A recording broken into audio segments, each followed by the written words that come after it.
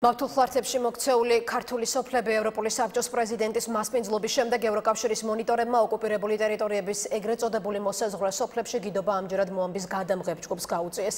დირბი, დვანი, ქარალის რაიონის სოფელი თამარაშენი ეს არის იმ სოფლების არასრული ჩამონათვალი, რომლებსაც სადამკვირვებლო მისია ყოველდღიურად აკვირდება. რეპორტაჟის მზადების დროს კამერამ რუსული სამხედრო ბაზებიც დააფიქსირა, რომლებიც საოკუპაციო ზოლიდან კარგად ჩანს. ევროკავშირის სადამკვირვებლო მისიის 200 მონიტორი, რომლებიც საოკუპაციო ზოლში უკვე 7 წელია პატრულირებენ, აფხაზეთსა და სამხრეთ ოსეთში შესვლას ამ დრომდე ვერ ახერხებენ.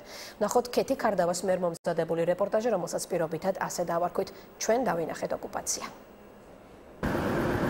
ლურჯფორმიანი მონიტორები უკვე 7 წელია, რაც საქართველოს ოკუპაციის მომსწრეები არიან.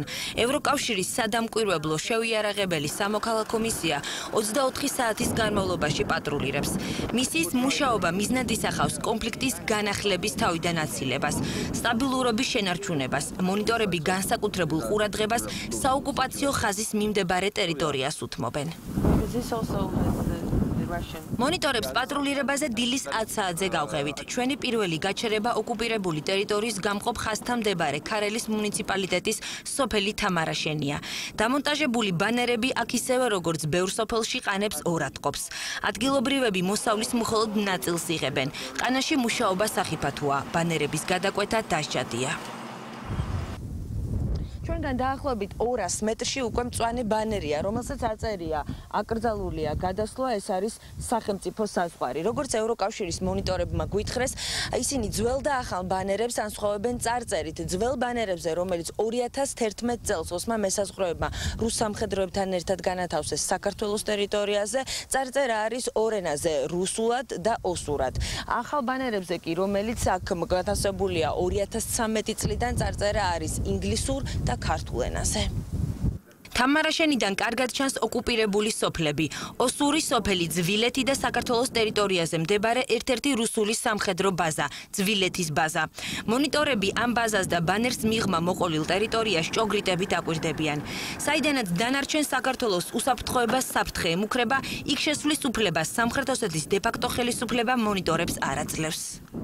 გზაზე ვჩერდებით, გვხვდება კიდევ ერთი ეგრეთ წოდებული საზღვრის აღმნიშვნელი ბანერი. ადგილობრივები ყვებიან, რომ გასულ წელს სახნავს ათეს მიწებზე ბანერები ერთ ღამეში განათავსეს და გლეხები მოულოდნელად შემოსავლის ერთადერთი წყაროს გარეშე დატოვეს. პატრულირება გრძელდება, მონიტორები ადიან იმ წერტილამდე, სადაც მავთულხლართები გადის და უკან ბრუნდებიან. ჩვენი შემდეგი გაჩერება დირბია. სოფელში ადგილობრივები კამერის დანახვისთანავე საკუთარ პრობლემებზე საუბარს იწყებენ. ეშინიათ ოკუპანტების უჩივიან უყურადღებობას. ნახევარ სოფელს აქვს, ნახევარს არა აქვს გაზი. წყალი გამოიყვანეს, წყალი არ არის, დაწყვეტილია. ასფალტი მასხარად აგვიგდეს ხალხმა. აი თავრობამ მასხა ნახევარზე მოვიდა, ჟორას მაღაზიამდე, იქ გააჩერეს ასფალტი და ზემო ხალხი ჩვენ დირბელები არა ვართ. საწყავი წყალი ხო საერთოდ არა ვარ. აი დასალევი წყალი, აი ეს არის სოფელსა. აი ეს ეყოფა საქონელს ეყოფა, ხალხს ეყოფა. თუ რა მოვწყოთ იმით. ვაზი არ გვინდა, ან და პამიდორი არ გვინდა, რა გავაკეთოთ? არაფერი ჩვენ არა გვაქვს. ვარ შივრები. ხალხი ერთი გამაზღარია და 100 კაცი შიერია. ცოდონი არა ვარ. დახმარება ჩვენას უყველას გვეკუთვნის გენაცვალე. დახმარებას აძლევენ ერთსა. შენ ტრაქტორი ყავს არ გიდო, იმას ხელი ყავს არ უდო. დახმარებას უყველას გვეკუთვნის, უყველასა. ხო. ეხლა კი ბატონო. სახლი დამენგრა ომიანობის დროსა და არანაირი დახმარება არ მოგწევს. არავინ არ მოდის. ეხლა დაგინახე და მოვედი და გაბრაზებული ხალხი ვარ. კაციშვილი არ მოსულა და არ უთქვია თუ რა გიჭირთ ხალხო, რაზე დაგეხმარო. ოპერაცია მინდა 6000 ლარი მთხოვეს. არაფერი დახმარება მიარა, ღრითი გადავიხადო 6000 ლარი. რა გავაკეთო? არაფერი შემოსავალი მიარა. აგერა ჩობახი დავდივარ. სოფელ დირბში გავიცანით ქალბატონი, რომელმაც ბიზნესი აქ 2008 წელს დაიწყო. დამზადებულ ჩურჩხელებს ხილფაფას რეალიზაციას წლების განმავლობაში თბილისში ახერხებდნენ. დღესდღეობით ქარხანა დაკეტილია. დაგვაფინანსეს 40,000-ით და წამოვიწყოთ, ეს სოფელი იყო გადამწვარი და იცლებოდა ნელ-ნელა და ჩემ მეუღლეს გაუჩნდა ის იდეა, რომ ჩემ გადამწვარ სოფელში ერთი რაღაც მოქმედი ყოფილიყო, რომ ეს მოახდენდა ხალხის უკან დაბრუნებას. ნახულობთ კიდევ ერთ გაყოფილ სოფელს დვანს. რუსული საგუშაგო, ეგრეთ წოდებული საზღვარი მავთუხლართები პირდაპირ ერთ-ერთი ადგილობრივი სახლის ჭიშკართან არის გავლებული. 2008 წლის ომის კვალი, დამწვარი სახლი.